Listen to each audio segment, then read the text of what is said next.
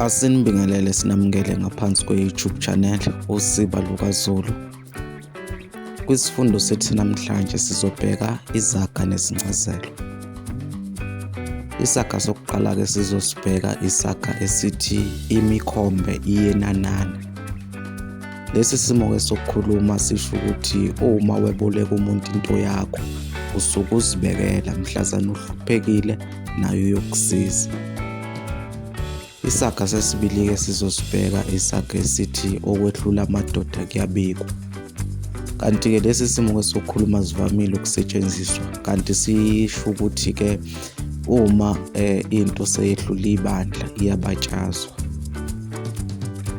Isaga sesithathu sizosibheka isaga esithi inyathi ibuzwa kwabaphambili.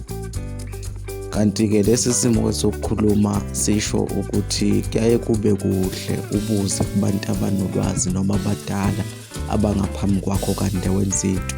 Njengabantwana umthetho bawuthola kubantu abadala sebekhulile abanolwazi asebeyibonile impilo.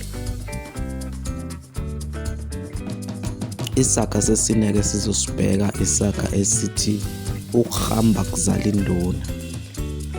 Lesi simo ke sokukhuluma sisho ukuthi uma uhlezi ndawonye awukhuli ngolwazi lokwenza izinto, kanti uma uhamba ufunda izinto ezintsha, ubona izinto ezinzima obungalindele ukuzibona.